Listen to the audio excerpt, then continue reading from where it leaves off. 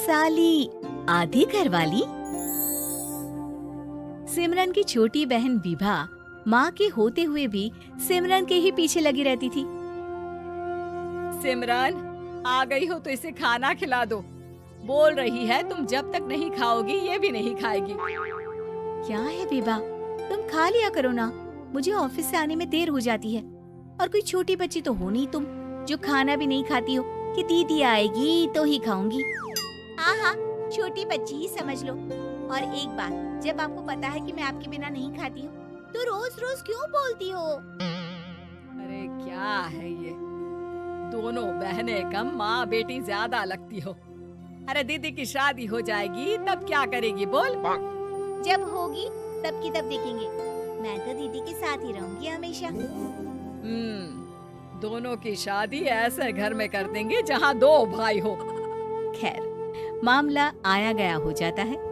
एक दिन सिमरन के पापा जब घर आते हैं। तुम लोगों के लिए अच्छी खबर है।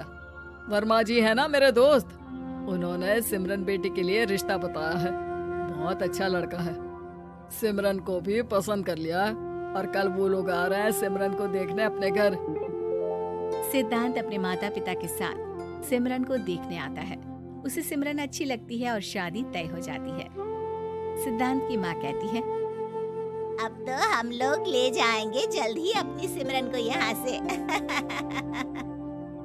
अरे हाँ हाँ, क्यों नहीं, आपकी ही है अब तो हमारी बेटी। दूर खड़ी विभा सब सुन रही होती है। अब तो दीदी की शादी हो जाएगी, फिर तो वो चली जाएंगी। दीदी के बिना मैं कैसे रहूंगी? कुछ ना कुछ तो करना ही होगा जिससे दीदी की शादी ही ना हो। सभी के जाने के बाद क्या शादी के बाद दीदी हम लोगों के साथ नहीं रहेंगी? अरे नहीं तो फिर क्यों रहेगी, शादी हो जाएगी तो अपने घर चली जाएगी ना। तो मैं भी जाऊंगी उनके साथ, मेरा भी सामान पैक कर देना। अरे कैसे बात कर रही हो विभा, दीदी के ससुराल छोटी बहन नहीं जाती। हाँ, कभी कभी जाकर मिलाना और रोज फोन पर भी बात कर लेना, ठीक है? नहीं पापा, आप तो जानते हैं मैं दीदी के बिना खाना भी नहीं खाती, ना ही मुझे उनके बिना नींद आती है। सिमरन बहन की बात सुनकर इमोशनल हो जाती है। अगले दिन से विभा खाना खाना छोड़ देती है। लोगों के लाख समझाने के बाद भी विभा ना खाती है ना ही सोती है।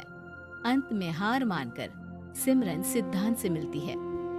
सिद्धांत, मेरे मम्मी पापा ने बचपन से ही विभा और मुझे साथ रखा। वो मुझसे बहुत जुड़ी है। मुझे उसकी टेंशन रहेगी शादी के बाद, क्योंकि वो मेरे बिना नहीं रह सकती है। अरे ये तो छोटी सी बात है, वो हम लोगों के साथ हमारे घर में रह सकती है। जब उसकी अकल आ जाएगी या वो समझ जाएगी कि तुम्हारा घर वो नहीं बल्कि ये है, तो हम उसे घर छोड़ आएंगे, ठीक है? सिमरन खुश हो जाती है क्योंकि वो यही चाहती थी। वो माँ पिता से बात कर लेती है।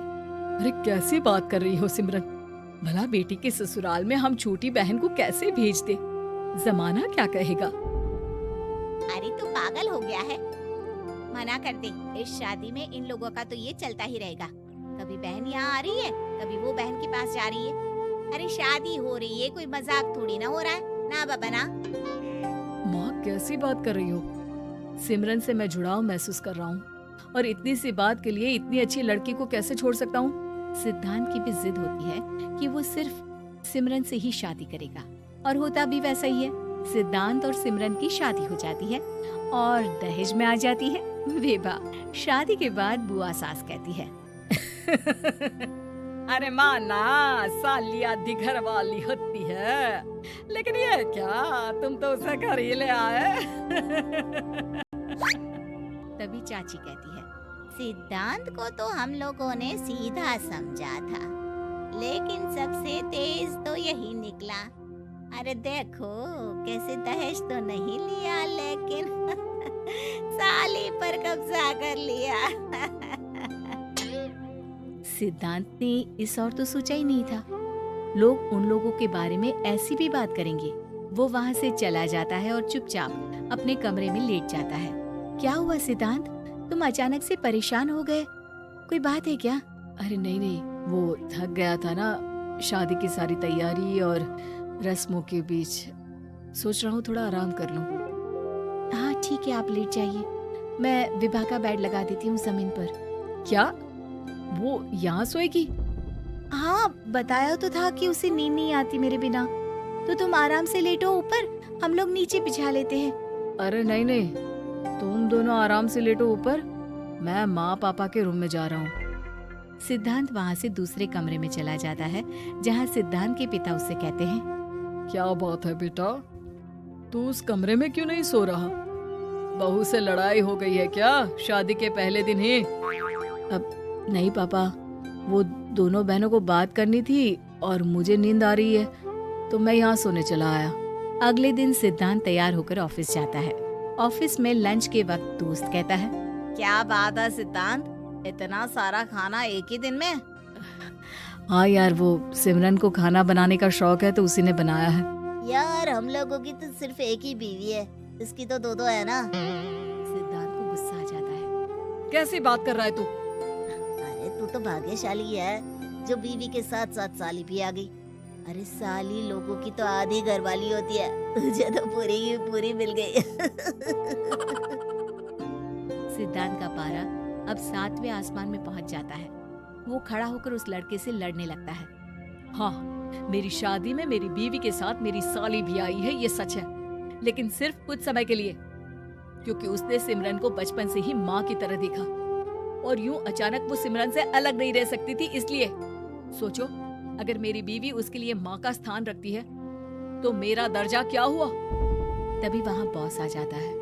माफ करना सिद्धांत, यहाँ इस मेंटल लेवल के लोग हैं, जरूरी नहीं साली सिर्फ आधी घरवाली ही हो, कभी वो छोटी बहन तो कभी बेटी भी होती है। वेल डन सिद्धांत। सिद्धांत को अब ऑफिस में कोई कुछ नहीं कहता, लेकिन आस पड़ोस का वो तो वही हाल रहता है। सिद्धांत ऑफिस से घर की ओर आ रहा होता है कि रास्ते में उसे अपनी कॉलोनी का दोस्त मिल जाता है। क्या बात है, चेहरे की चमक बता रही है, शादी से बड़ा खुश है तू, क्यों? हाँ यार, अच्छी लड़की और अच्छा परिवार मिलना कहाँ होता है जल्दी आजकल। यार हमें भी दिला देना ऐसा परिवार जहाँ एक के साथ एक फ्री की स्कीम चल रही हो। सिद्धांत को फिर गुस्सा आ जाता है। वो दोस्त को मारने के लिए हाथ उठाता ही है कि वहाँ विभा आ जाती है। अरे जीजू, रहने दीजिए ना, ये लोग नहीं समझेंगे कि इंसानियत क्या होती है। ये सच है कि दीदी से कैसे दूर रहना, ये मुझे पता नहीं था।